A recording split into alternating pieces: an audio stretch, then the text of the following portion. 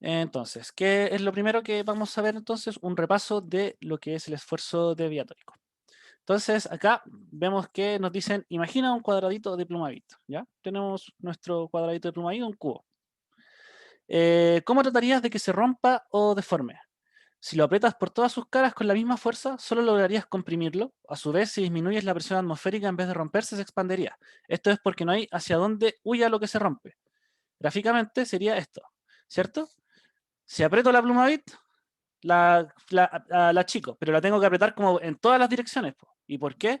Pues es lo mismo que porque si estuviera haciendo fuerza o esfuerzo, mejor dicho, en una parte, en una cara, solamente esa cara, eso podría generar deformaciones, pero en otros sentidos, como lo que yo había puesto en una de las auxiliares, lo de que habíamos visto de apretar como un pan con palta, y también vimos el ejercicio ese el de la circunferencia que se alargaba. Eso es como lo que ocurre si no hay esfuerzos como por todos los lados equitativos. Acá estamos apretando nuestro Plumavit, entonces si lo apretamos por todos lados, no hay como relleno que se pueda escapar. Eso es lo que está intentando decir. Ya es como cuando ustedes apretan lo mismo, como si ustedes apretan una plasticina, la plasticina tiende a salir por los hoyos de su mano, ¿ya? Pero si ustedes la apretan por todas las direcciones, como que eso no va a pasar, ¿ya? Pero claramente con una plasticina es difícil, porque como que el objeto es más dúctil, por lo tanto si ustedes lo apretan, como que va a buscar cualquier infiltración como para escapar, ¿ya? Entonces, y este es un caso y esto que se puede dar tanto para cosas compresivas como para cosas detencionales, ¿ya? Expansiones y contracciones. ¿Ya? Entonces, como en este caso tenemos una pluma I, dado que entonces si apretamos una pluma I, lo más probable es que genere fracturamiento o, bueno, o algún pedazo se salga tal vez. Si la apretamos así como sin considerar un campo de esfuerzos equitativos por todos lados. ¿Ya? ¿Se entiende la idea? Sí, Sí, pues, ya.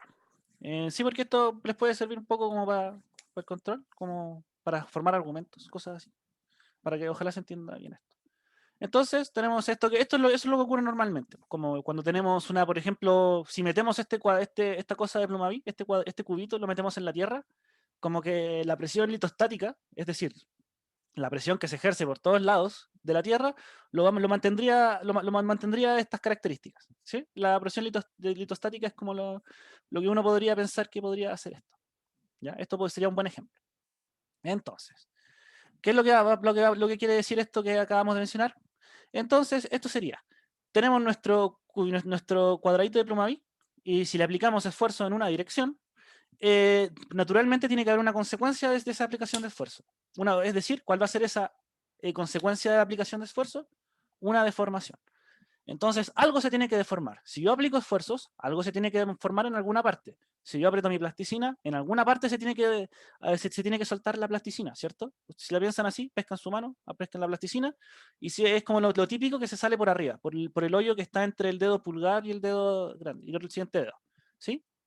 Entonces, como lo más típico que salga por ese lado. Entonces, eso es lo que está intentando ejemplificar. Hago esfuerzo, pero tiene que haber deformación en alguna dirección, ¿ya? Entonces, aquí lo mismo. Aplico un esfuerzo, ese esfuerzo deforma, pero ¿qué es lo que podría pasar? Podríamos tener el caso que efectivamente se deforme de esa manera o tener algún tipo de fuerza, o esfuerzo, mejor dicho, que contrarreste esta acción. ¿Ya? Podríamos aplicar un esfuerzo y no causar ese tipo de deformación si tenemos otro que lo pueda contrarrestar. ¿Ya? Entonces, una parte se va a querer desplazar hacia la derecha, pero hay algo que lo está evitando. Pero en este caso es lo que está como la fuerza 2. Esto es un ejemplo de la presión litoesférica, que ocurre que básicamente que es lo que estamos ejemplificando, pero en todas las direcciones, como lo habíamos visto antes. Tenemos esfuerzos por todos lados. Entonces, ¿qué es lo que ocurre? Que pensemos en otro caso en que hayan cosas diferentes. En cambio, si existe una fuerza que no tenga quien se lo ponga, voilà, logra deformar aunque haya una presión tratando de evitarlo. ¿Ya? Entonces, acá veamos el caso. ¿Qué es lo que está ocurriendo acá? Tenemos nuestro cubo de Plumavit y nuestro cubo de Plumavit está siendo accionado por este campo de presión listostática. ¿Ya? Entonces tenemos esfuerzos en todas las direcciones, por lo tanto no puede existir deformación extra debido a esto, ¿ya? Porque cada par de fuerza está siendo contrarrestado. Pero ¿qué ocurre con los esfuerzos deviatóricos? cuando hablamos de esfuerzos deviatóricos, son los que rompen el equilibrio litostático. Eso es algo que me gustaría que anotaran. Los esfuerzos deviatóricos tienden a romper el equilibrio litostático. ¿Ya? ¿Por qué? Es básicamente el hecho así funciona esto. Tenemos nuestra presión litostática, que son las flechas rojas. Entonces, digamos que tenemos un esfuerzo extra, un esfuerzo deviatórico. ¿Qué es lo que hace este esfuerzo deviatórico? El esfuerzo deviatórico no tiene algo que se lo oponga, como litostáticamente, como lo que lo rodea no lo está apretando, no está contrarrestando esta fuerza. Entonces, ¿qué es lo que va a ocurrir? El esfuerzo deviatórico va a apretar a nuestro cubo de Plumavit y lo va a hacer como adelgazar. Pero ¿qué es lo que va a ocurrir si hacemos apretarlo por dos lados, así como con las dos manos, por ejemplo? Se va a tener que deformar por alguna dirección. Eso es lo que habíamos dicho, ¿cierto? Entonces, ¿qué es lo que va a ocurrir? Entonces, el esfuerzo deviatórico va a producir algún tipo de deformación secundaria asociado a ellos. En este caso, en el caso que estamos viendo acá en la imagen, va a haber una deformación en la dirección de la cara del cubo, que ahí tiene una carita, en la dirección de esta cara y en la dirección que está acá, en la dirección 2, ¿sí? Tanto en la cara frontal como en la cara de arriba. Eso es como intuitivo, ¿cierto? Ustedes lo apretan, entonces tiene que salir tanto para arriba y para adelante. Estamos apretando este cubo, ¿cierto? Pero ¿qué es lo que haría, por ejemplo, acá la presión litostática? Sería, entonces, que se opone a esta deformación. Intenta oponerse a estos cambios que intenta generar, que ocurren debido a la aplicación de este esfuerzo deviatórico. ¿Ya? ¿Se va entendiendo? ¿Sí? ¿Se va entendiendo como la idea? Sí. Ya. Entonces, ¿qué es lo que ocurrió? Dado que dado que esto de aquí como que no podía moverse, la presión litostática se opuso al esfuerzo deviatórico, entonces ocurrió que empezó a cambiar la forma, empezó a cambiar como la forma de nuestro cubito, debido a estos esfuerzos deviatóricos. De hecho, podríamos decirlo ya como un poco más así, un poco más a tal vez lo de la palabra. De hecho, eso es lo que son, por eso es deviatórico. Hablan de desviaciones de esfuerzos que ocurren del estado de equilibrio. Desvían el estado de equilibrio, ¿ya? Entonces tenemos que la presión litostática se opone a estos cambios que están siendo producidos por nuestro esfuerzo extra. Ahora, ¿cuál puede ser las causas de estos esfuerzos extradiatóricos? Hay muchas causas geológicas. Por ejemplo, sedimentación. Podría haber algún tipo de sedimentación y entonces tendríamos dos materiales distintos y estos materiales distintos podrían generar esfuerzos distintos. Algo así como muy a la rápida, por decirlo. Pero pueden haber varias situaciones, más de una situación geológica, que podría producir este tipo de esfuerzos, ¿ya? Entonces acá en el dibujo que está acá arriba, las fuerzas 1 y 2 tratan de contrarrestar la deformación que produjo el esfuerzo deviatórico. Fue un intento valeroso, pero en vano, porque igual esta presión, como dije, va a terminar cambiando la forma del objeto. Ya, entonces, ¿qué es lo que tenemos que pensar nosotros finalmente? Es que puedes pensar al esfuerzo diatórico como aquel que puede producir deformación de cualquier tipo, excepto volumétrica, frágil, dúctil, etc. Porque como no se manifiestan en todas las direcciones, el material tiene por dónde escapar. Huye por donde haya menos resistencia. En el caso del ejemplo, huye hacia arriba y al frente, que es lo que yo estaba diciendo. El material intenta huir hacia arriba y hacia el frente, debido a eso. ¿Ya? Si se fijan, hay otra forma de verlo, que es aquí que acá dice una palabra muy buena, que el esfuerzo diatórico es el que produce la deformación de forma, donde deformación de forma es la deformación que cambia la forma del objeto, es como lo más al sentido lógico. A diferencia de lo ilustrado en la figura 2. ¿Para qué hacemos referencia acá? Entonces, fíjense acá. Acá tenemos la misma forma del objeto, ¿cierto? Tenemos un cubo más grande, cubo más chico. Pero este cubo cambió de volumen, ¿ya? Eso fue porque teníamos esfuerzos en todas las direcciones. En este caso, no tenemos los mismos esfuerzos en todas las direcciones.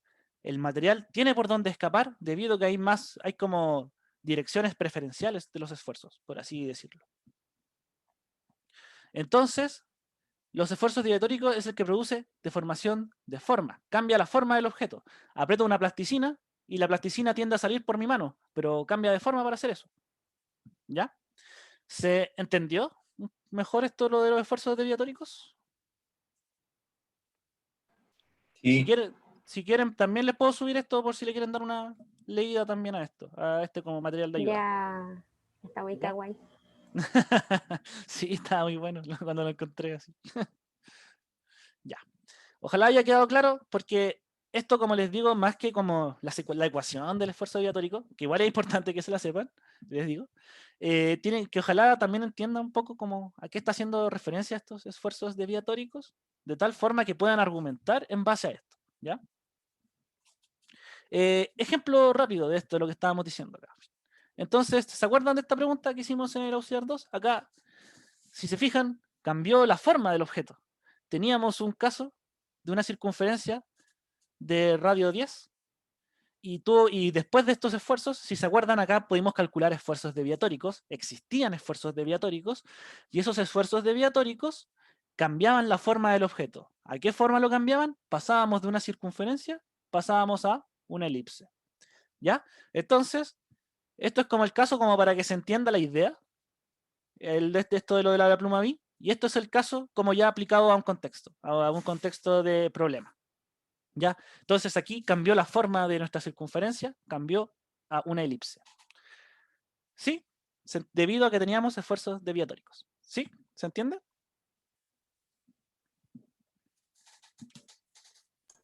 sí. Ya. Perfecto. Ya. Bueno, como con las clases auxiliares vamos como ligeramente adelantados. Esta va a ser un poco más corta y probablemente si el profe sube, sube el control tarea para la próxima clase, tal vez deje un poco como horario de consulta también a la siguiente auxiliar. ¿Ya? Ya. Entonces, vamos con el primer problema.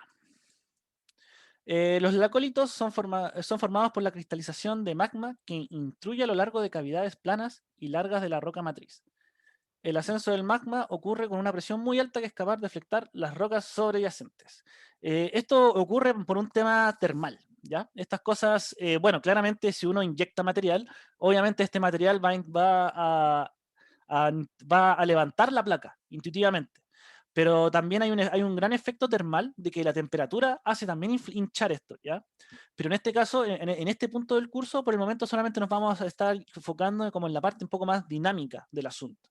Y ya después podemos ver otro tipo de problemas, mezclar esto con un poco más con mecánica de fluidos, que es la última parte del curso, ¿ya? Que vamos a ver un poco de mecánica de fluidos y es como ahí como que se modelan este tipo de cosas de tengo un fluido que asciende con cierta viscosidad, con velocidad y etcétera. Y otros parámetros más que se usan en mecánica de fluidos. Ya, pero por el momento nos vamos a quedar con la parte un poco más dinámica.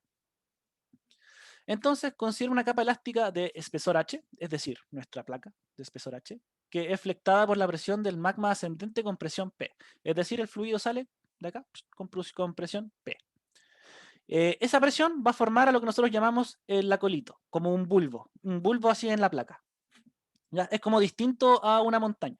¿Ya? Es como que fuera un plano y es como que tuvieran una alfombra y tienen y ponen algo debajo de la alfombra. Esa alfombra va a quedar va como eso que pusieron abajo, lo va a bordear por arriba y va a quedar como una forma hinchada. ¿Ya? Es como algo parecido. Un lacolito. Entonces, bueno, se va a formar el lacolito una vez que el magma se cristalice, ¿cierto? Porque no cuando el magma todavía está a alta temperatura, sino cuando ya suba, se va a terminar enfriando y va a formar roca ígnea. ¿Ya? Ya, entonces note que esta presión induce una carga efectiva. Qx igual ρgh menos P. Bueno, en este caso se le están dando de inmediato cuál es el valor de carga.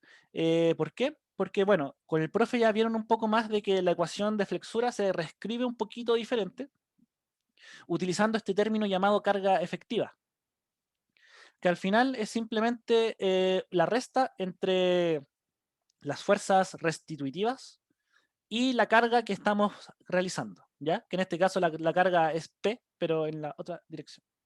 Por eso es un menos.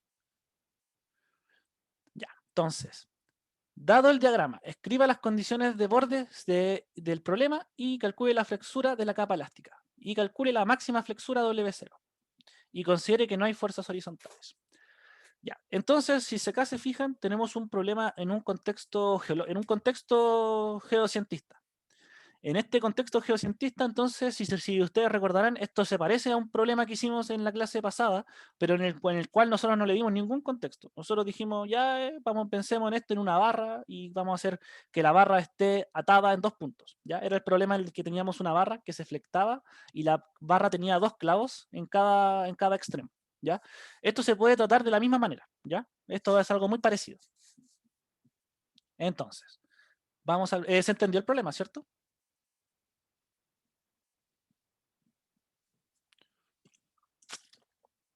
Bueno, voy a seguir.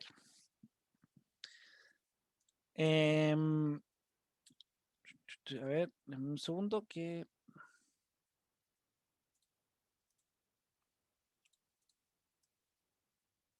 A ver, que déjame encontrar el archivo.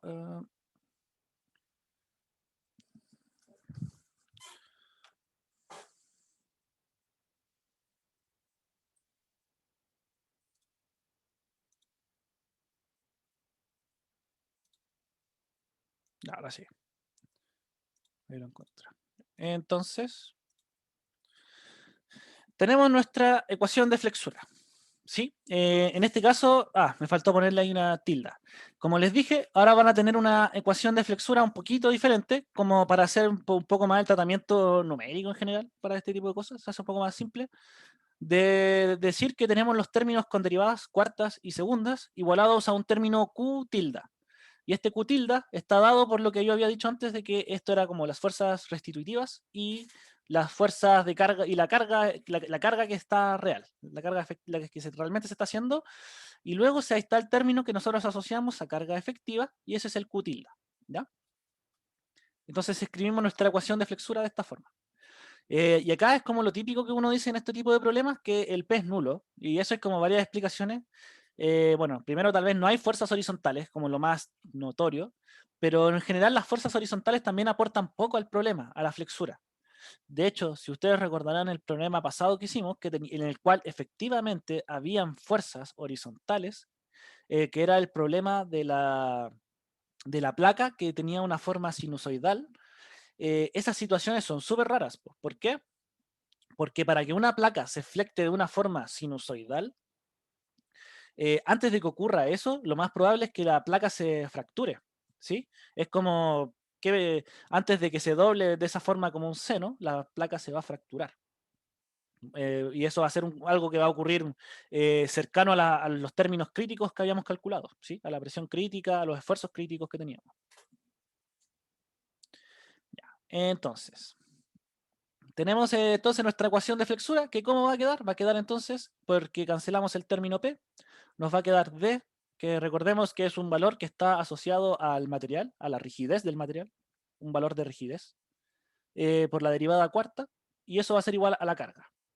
Y acá nuevamente este tipo de problemas en los cuales tenemos una cuarta derivada igualada a una constante, ¿sí? Porque esto es una constante y esto también es una constante. Por lo tanto, ¿qué es lo que nos va a quedar? Que la única forma en que esto se dé es que nuestra ecuación de flexura sea un polinomio. ¿Ya? Que sea un polinomio de cuarto orden. Bueno, ahí después tenemos que empezar a sacar condiciones de borde y empezar a despejar las constantes, que es como la manera más usual de proceder en estos problemas. Bueno, pero también como para mencionarles que ¿por qué tanto estos problemas igual se empiezan como a repetir si ya se estaban fijando? Más que nada porque tal vez el profesor lo explicó de que es re difícil hacer problemas para este curso, porque los problemas ya están hechos. Ya, si ustedes, por ejemplo, podríamos intentar hacer un ejercicio de lo que vio el profe, como de esto de márgenes de subducción, cuando tenían los casos del outer rise, que lo vieron en clase, podríamos intentar hacer un ejercicio de eso, pero es difícil. ¿Y por qué? Porque eso ya está hecho. Ya alguien tomó ese ejercicio y es exactamente lo mismo que vieron en clase. ¿Ya?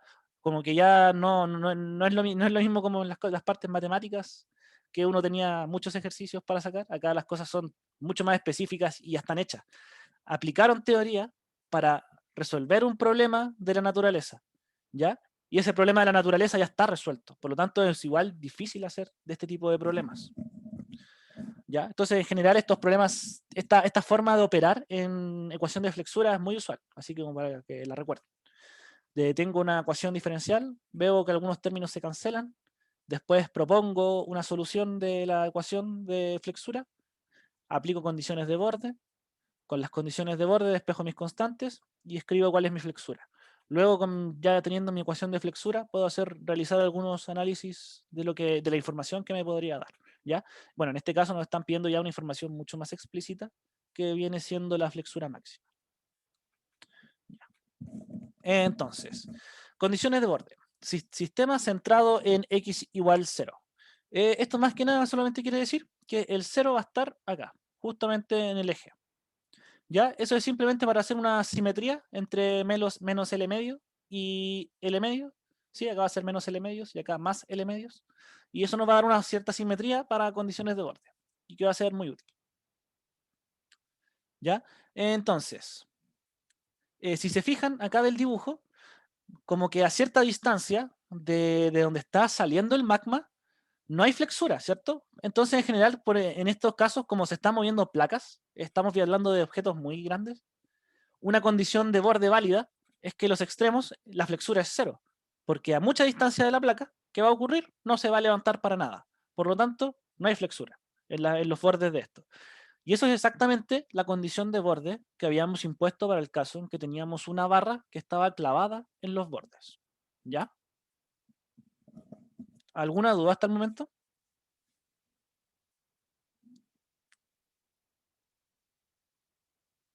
Ya. Continuamos entonces. Ya. Entonces, tenemos nuestra ecuación de nuestro polinomio que queremos despejar, que tiene ciertos coeficientes. Empezamos a sacar algunas condiciones de borde. Acá, ahora el P2 del auxiliar anterior cobra sentido ya que se modela esta situación, parecida, ¿cierto? Bordes empotrados, por lo tanto tenemos una condición de borde muy parecida, en la cual es la flexura en los extremos, y eso me tiene que dar 0. Y a su vez, dado que no hay flexura, no hay nada, es plano, la derivada de la flexura, la primera derivada de la flexura, en los extremos también me tiene que dar 0. ¿Ya? Y acá uno podría hacer tal vez un conteo de ecuaciones. Tengo 1, 2, 3, 4, 5. Tengo 5 ecuaciones y llevo 4 ecuaciones con esto. Esto me dio 4 ecuaciones ya. Las derivadas evaluadas en cada borde y las ecuaciones de flexura en cada borde. Me falta una más. Y la última sería esta, bueno, esta que ya hemos dicho harto y que les recalco que es bien importante como para el entendimiento, que la máxima flexura se da en el centro, ¿cierto? Cuando la primera derivada de x evaluado en 0 me va a dar 0. ¿Sí? Esa es la máxima flexura. Que al final vendría siendo que justo en este punto es donde más se flecta la placa.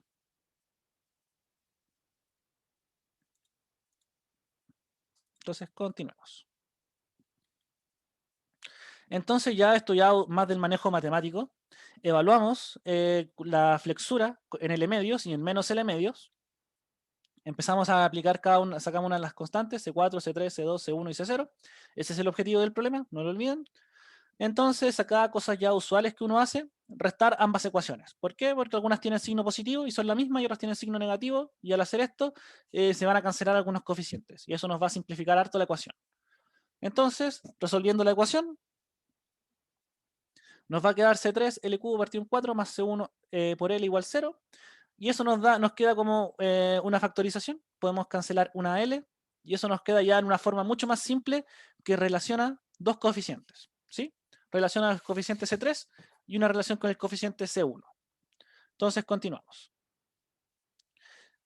Calculamos la primera derivada de la ecuación de flexura. Guardamos esta ecuación, le ponemos un círculo punto para guardarla, y después calculamos la de la primera derivada de la flexura. Calculamos la primera derivada de la flexura y eso hace que se me cancele el último término, ¿cierto? Porque deriva de constante y se muere. Entonces solamente me va a quedar como nueva constante libre el C1. Y nuevamente acá después empezamos a aplicar nuestras condiciones de borde, ahora asociada a la derivada, que en x igual 0 me tiene que dar 0, por lo tanto todos los términos se cancelan y me queda C1, que me va a quedar igualado a 0. Luego, como C1 es igualado a 0, podemos aplicar C1 igual 0 en nuestra ecuación anterior, y eso nos va a quedar a que C3 es igual a 0. ¿Sí? Entonces, con eso ya despejamos dos de los coeficientes. Luego, aplicamos la derivada en nuestros bordes empotrados. Y eso tiene que ser igual a 0. Al aplicarla en cada uno de los bordes empotrados, me va a dar una relación entre dos coeficientes, entre los últimos dos coeficientes que sobreviven.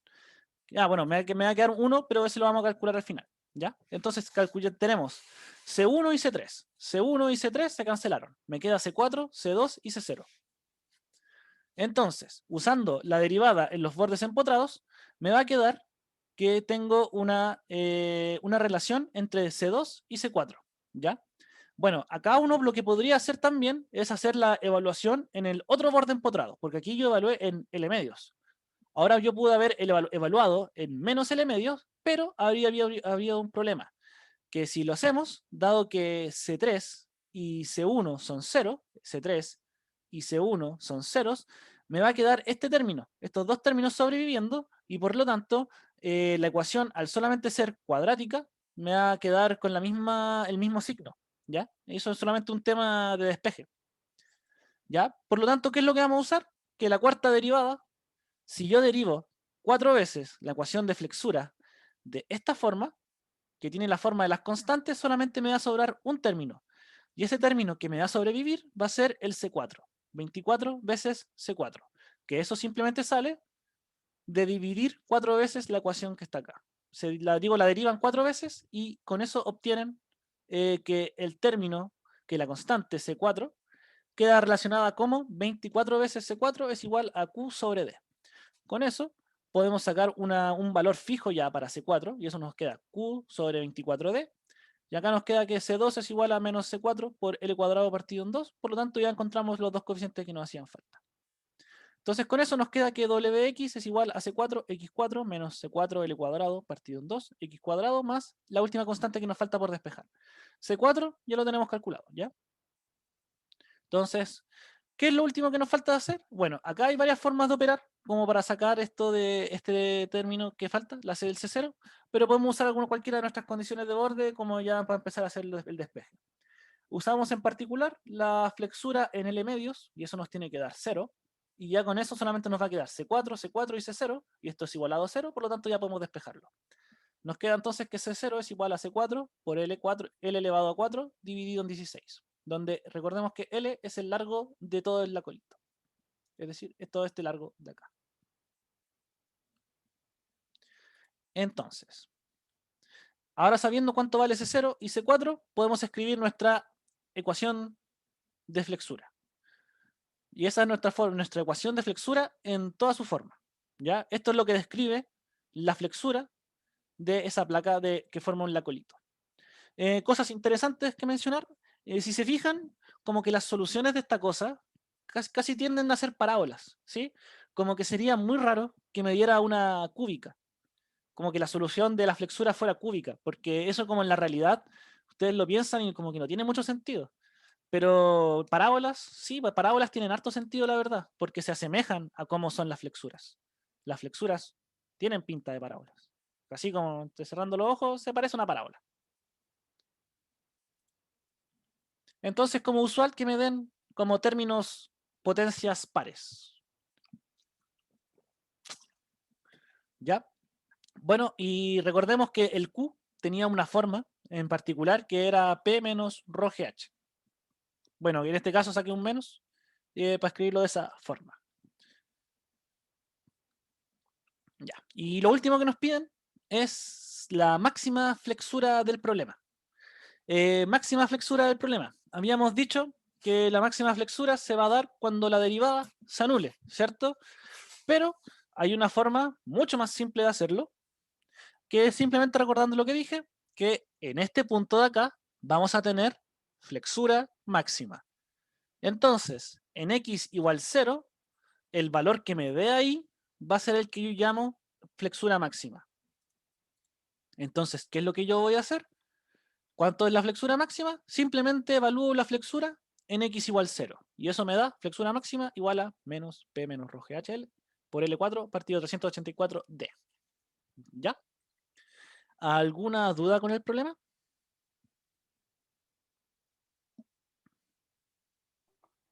No, creo que no, pero tengo otra duda. O sea, con respecto al P, ¿en qué ejemplo geológico como que importaría el P? O nunca, casi nunca va a importar.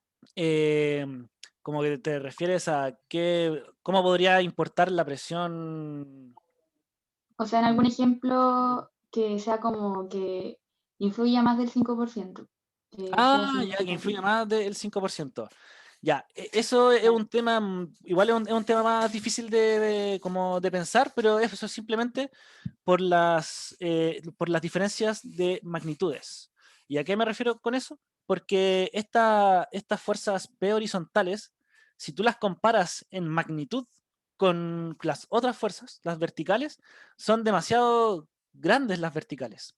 Es un tema más de comparación de valores, de hecho. Hay un ejercicio por ahí que lo podríamos hacer, tal vez la próxima auxiliar, en los cuales se calcula como la diferencia de magnitudes de P y la verdad importa bien poco P. Pensando en una situación geológica, ¿en qué podría importar harto el P? Mm, Bueno, los casos más usuales en los que se trata con fuerzas horizontales son los sistemas de subducción. Cuando la placa está subductando, no sé si lo habrán visto en clase, de que se genera una fuerza que se llama el slap pull, que es básicamente el tiraje como de la placa. Y ese tiraje de placa nosotros lo podemos modelar como una fuerza P, que igual importa harto, es una fuerza que importa ahí bastante, pero sigue siendo menor en comparación a las fuerzas que se generan en otras partes del sistema de subducción. No sé si eso habrá resuelto tu consulta. Sí, sí, gracias. Ya. Entonces, ¿alguna otra duda?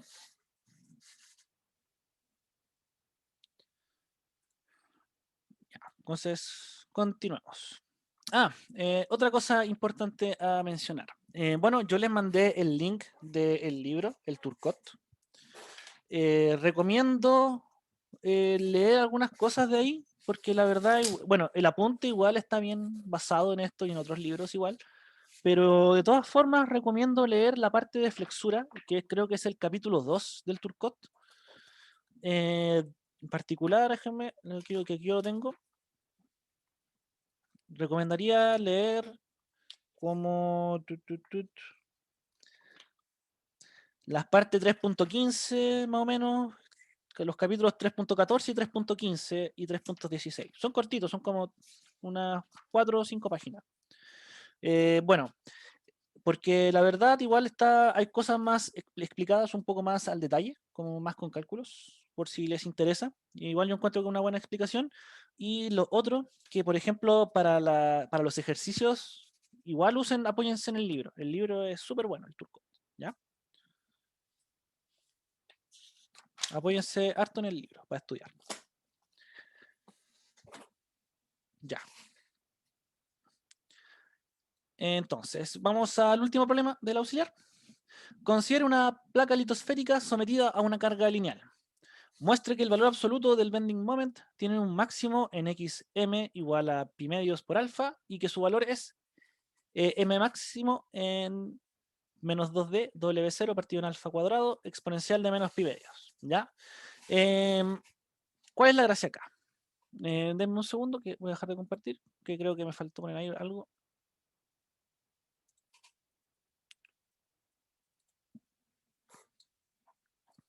Quería poner una imagen, a ver, lo tenía por acá.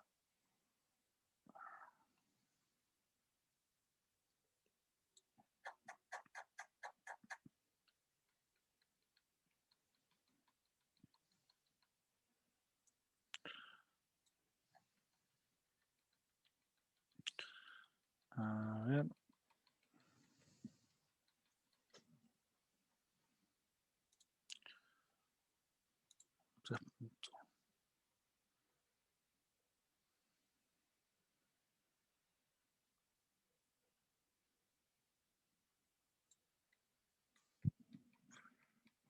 Por acá está. Debe estar aquí.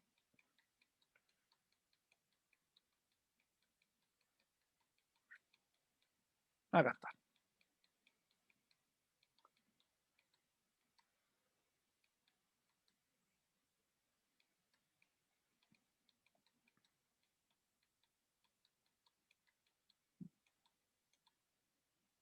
Ya. Aquí está. Voy a compartir, ¿no? Entonces, un caso que ustedes vieron en clases es llegaron a una solución para la ecuación de flexura, para el caso de una placa litosférica elástica que se está doblando. ¿Sí? Esa solución en particular, si se recuerdan, eso ya es debido a que en ese caso nos quedaban derivadas de otro orden, por lo tanto teníamos que la solución era igual a una exponencial con coseno y seno, que eso lo vieron en clase, que era la de esta forma, ¿cierto?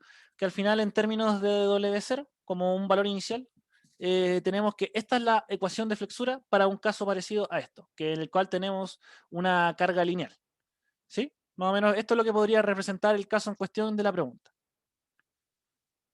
¿Ya? Y esa es la solución que ustedes llegaron en clase, eso lo vieron en clase. Entonces, ya en esta parte de los problemas, lo que uno hace es asumir la solución. Como que también lo hicimos en la clase pasada, de que teníamos una situación sinusoidal y nosotros decíamos, bueno, saben que esta solución tiene pinta sinusoidal, proponemos una solución de ese estilo. En este caso, vamos a hacer algo parecido, pero en este caso ya ustedes ya llegaron a esa solución en clases, la cual tiene la forma entonces de... Ah, en otra imagen. Va, demos un segundito, por favor.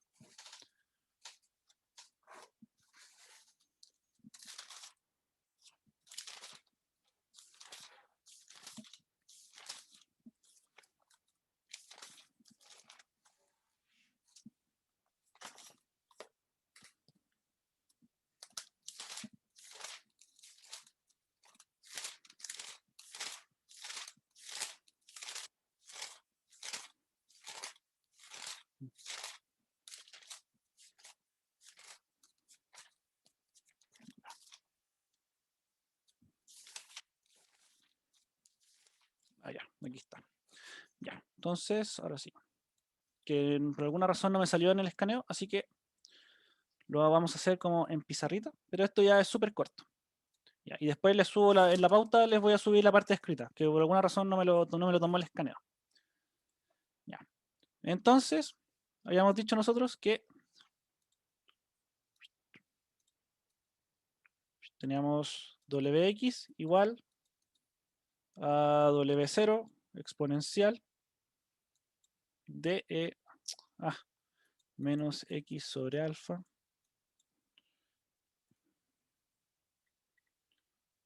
mucha aquí lata que no sé qué pasó, habrá pasado. Coseno de x sobre alfa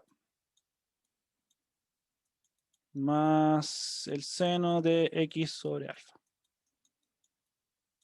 Sí, esa es la solución que nosotros habíamos dicho que era para la ecuación de flexura. Entonces, ya una vez que establecen la solución de flexura, la verdad los problemas se hacen relativamente sencillos.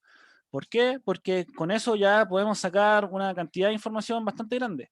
Y si ustedes recordarán, en la clase pasada teníamos como un formulario, como esta es la relación entre la ecuación de flexura y todos los términos que teníamos, como el bending moment, la carga, y teníamos varias ecuaciones, ¿cierto? Entonces, si me preguntan por el bending moment y yo tengo la flexura, entonces puedo usar mi formulario. En particular, ¿cuál ecuación vamos a usar? La que es que el bending moment se escribe como menos d por la derivada de segundo orden de wx cuadrado. ¿Sí? Esa es una ecuación que vimos del formulario, en la cual relaciona el bending moment con la ecuación de flexura, con la segunda derivada en particular. ¿Sí? Entonces, continuamos. Bueno, al hacer esto ya es un proceso matemático que es básicamente derivar lo que tenemos, la ecuación de flexura que tenemos con exponencial. Si se fijan, esta derivación es del estilo regla de la cadena, ¿cierto? Tengo una exponencial que depende de x, y acá tengo coseno de x, y acá tengo seno de x, ¿cierto? Funciones que dependen de x. Por lo tanto, me va a quedar derivaciones con regla de la cadena. Así que es una total diversión derivar estas cosas. Pero la cosa es eso, más que nada que es un arreglo matemático. Se los voy a subir en la pauta, va a salir va a salir con un poco más al detalle. Pero la cosa importante simplemente es que una vez que saquen las dos derivadas y las multipliquen por d, uno llega a la ecuación del bending moment. ¿Sí? La ecuación del bending moment, y esa depende de x. En esa ecuación me va a quedar ya algo un poco más chico. Me quedan los términos que importan.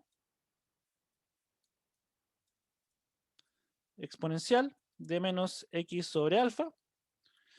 Y acá me va a quedar lo mismo que teníamos arriba, coseno, los cosenos, pero con un menos ahora. ¿Sí? La única diferencia que me va a quedar con la ecuación de flexura va a ser que voy a tener una situación en la que tengo el más y después cambia a menos. Y esto es muy usual en estos problemas. ¿Y por qué siempre es usual cambios de signo como de un parámetro a otro? Porque básicamente estamos asumiendo cosas, cosas periódicas. ¿Sí? ¿Se acuerdan que ya empezamos a hablar más del término longitud de onda, ya cargas periódicas, ya? Y como que es muy típico que que ocurran este tipo de cosas matemáticas, de ir repitiéndose valores de coseno y seno, hacer derivaciones, hacer grandes derivaciones, y a partir de esas grandes derivaciones como que vuelvo a los mismos términos, ¿sí? Vuelvo a términos como de coseno, seno. Y que en general lo que más cambia son los parámetros de acá, son los parámetros de los coeficientes, que en este caso pasamos de un W0, ahora le empezamos a agregar más términos, 2D W0 partido en alfa cuadrado, y esos parámetros podríamos llamarlo un M0, esto, como un M inicial si uno lo quisiera ver, como el M0 que acompaña esta ecuación. Si llamamos M0 a esto, se fijan que ya tenemos una ecuación que es casi idéntica a nuestra ecuación de flexura. ¿Ya? Nuestro bending moment está fuertemente relacionado con la flexura. ¿Ya? Este era un problema un poco más como para mostrar un poco más de cosas matemáticas que pueden ocurrir con la ecuación de flexura. Pero bueno, siguiente punto de lo que nos preguntaban era calcular el máximo bending moment.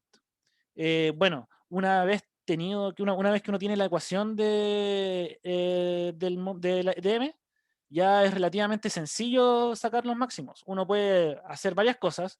Podría, bueno, analizar un poco esta función, puede derivar igualar a cero. En este caso, derivar igualar a cero funciona bastante bien. Por lo tanto, calcular de M, calcular el de M de X, y eso lo igualamos a cero, ¿cierto? Bueno, al hacer eso, ¿qué es lo que nos va a ocurrir? Nos va a quedar el siguiente término libre.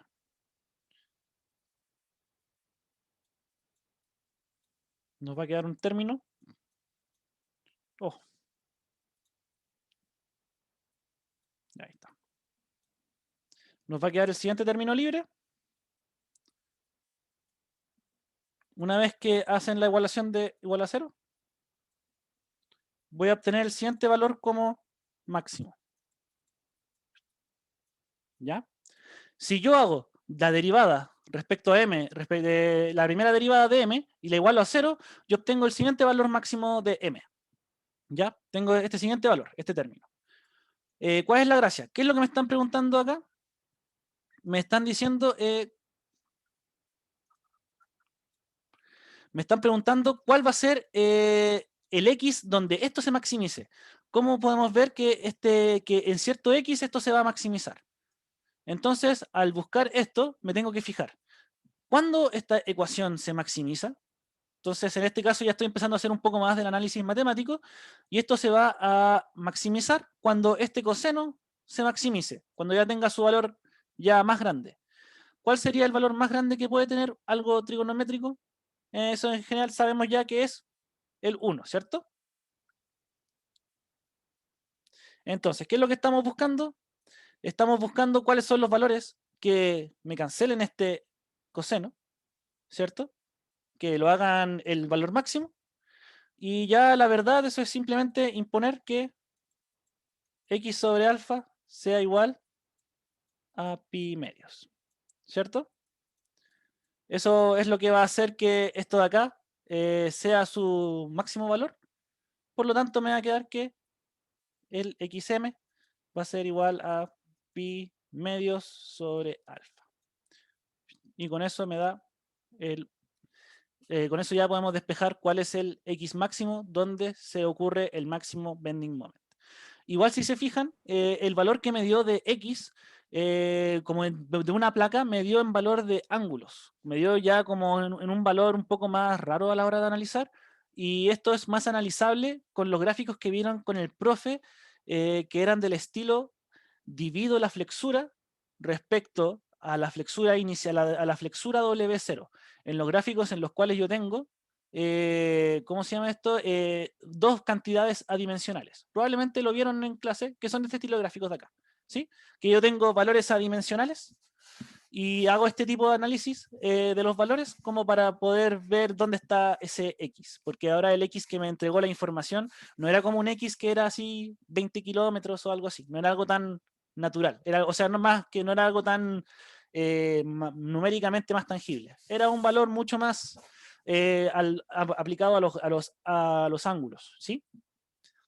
Pero eso, ¿alguna duda? Amiguito, ¿Sí?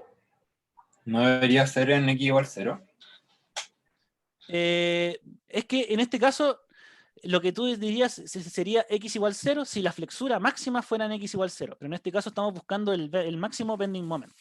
Y eso no necesariamente corresponde con la flexura máxima. No, pero estábamos hablando como de el x tal que el coseno fuera 1 para que eso fuera máximo, ¿cierto? ¿Sí? Y eso sería tal que lo que está dentro del coseno fuera 0 para que el coseno en sí fuera 1, ¿cierto? Ah, sí, sí, toda la razón. Sí, uno lo puede poner en 0. Da un segundo. Déjame que aquí, cuando lo anoté.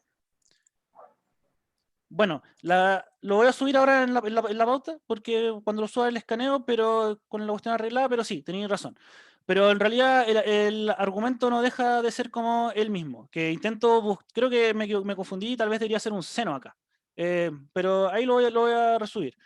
Pero con eso ya cambiaría y te quedaría la condición que estamos buscando de x sobre alfa igual pi medios, y con eso ya podemos despejar el xm. Pero al final, eso, análisis matemático, veo los valores que pueden maximizar mis ecuaciones.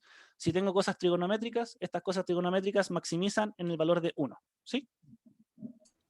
Sí, ok. Sí, además un seno. Ya, muchas gracias. Ya. Pero eso, ¿alguna otra duda?